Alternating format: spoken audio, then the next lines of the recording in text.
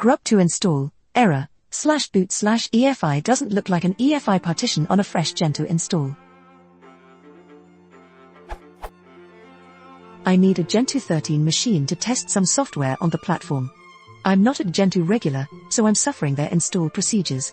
I'm at configuring the bootloader, installing grub2, and it failed with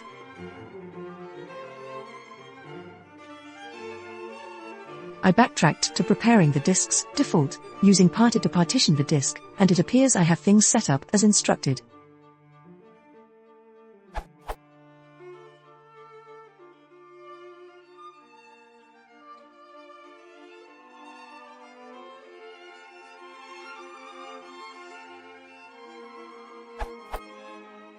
The results above are from the same chapter of the manual, sections applying the file system to a partition and activating the swap partition. I also followed the comment EFI directory should not be /boot, but /boot/EFI from bootloader problems and questions on the Gentoo forums, but it resulted in the same error.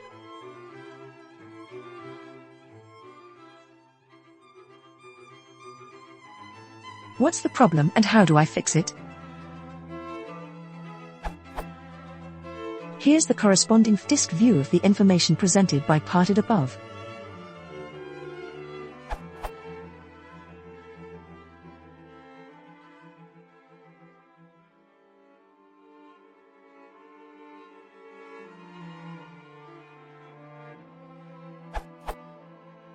I also verified the package sysboot/grub supports EFI.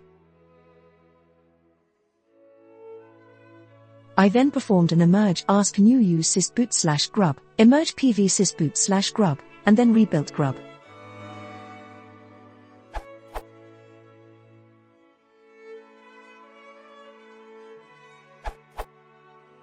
The answer is simple. EFI system partition, ESP, should be FAT32, FAT16 or even FAT12 will also do for most proper UEFI. They are mostly shown as FAT in Linux, instead of X2.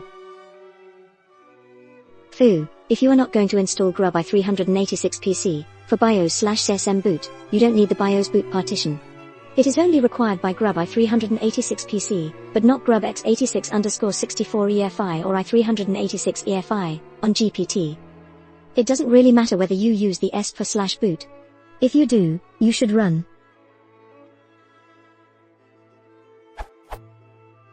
If you mount it on /boot/EFI instead, then you should run. Boot directory /boot is implied, i.e. default. It doesn't matter whether /boot is the ESP, another separate partition, or a directory on the file system. You may not even need to root again to perform grub2-install. For example, you mounted SDA4, your partition for / on /mnt, and then mounted SDA2, your ESP, on /mnt/boot/EFI, then you can simply run.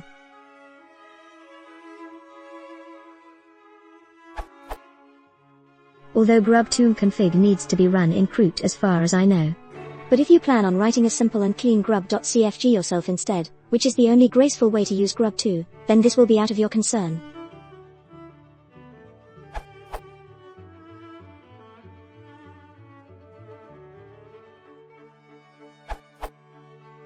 The problem seemed to be mixing and matching BIOS, EFI, MBR, and GPT. I tried to follow the guides and use the GPT, but there were some dependencies that I could not resolve because I am too inexperienced. It's not even clear to me the kernel was built with GPT support via config option config_EFI_partition. When I dropped GPT and EFI and switched to purely BIOS and MBR, I was able to boot the resulting machine. BIOS and GPT are supposed to be a valid combination, but I'm wondering if it works in practice. See, for example, bootloader options. Here's the configuration I was able to run the machine with.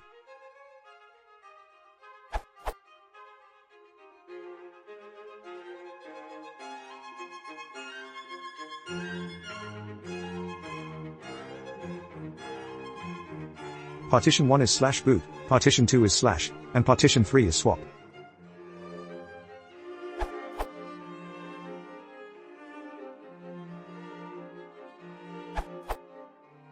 I just had this issue and found that /boot existed but didn't have my boot partition mounted to it.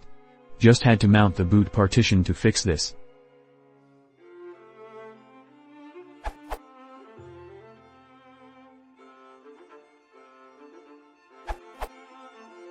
If you are installing this on VirtualBox, make sure you have enabled the option of EFI under the category of settings/system.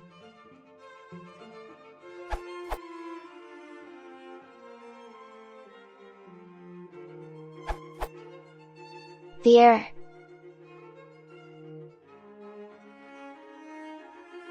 Inspecting the source for grub2, it seems to demand that /boot be its own file allocation table, FAT, compliant separate partition. Maybe for security reasons, it wasn't this way before. Grub2 has caved to security conditions inflicted by the motherboard. I'm doing this on a 2020x86_64 PC desktop, and I chose not to create a separate /dev/sda1 boot partition, on /dev/sda, marked as bootable during the disk/dev/sda step. Solution 1. Disable any BIOS secure boot settings in the motherboard's boot startup BIOS/EFI/UEFI utility, and look for any boot level security settings to disable. Assuming you don't like security, it may be a setting under F7, boot, secure boot. Solution 2. Cave to grub's new security demands, and follow the manual for creating your own separate partition for /boot and grub config steps. The EFI system partition, ESP, must be a FAT filing system variant, sometimes shown as FAT on Linux systems. The official UEFI specification denotes FAT 12, 16, or 32 file systems will be recognized by the UEFI firmware, although FAT 32 is recommended for the especially angry noises that optional steps from many moons ago are now required steps. Solution 3. The FISC tool appears to be depreciated and marked for removal. The manual says, you're going to have problems if you use FISC, and you're on your own. Their solution is to scroll up on the manual and follow the directions on using Partition to create your partitions, and mark the boot partition with their suggested BIOS_grub flag. Then tada! Automatically grub knows where to look and what to do.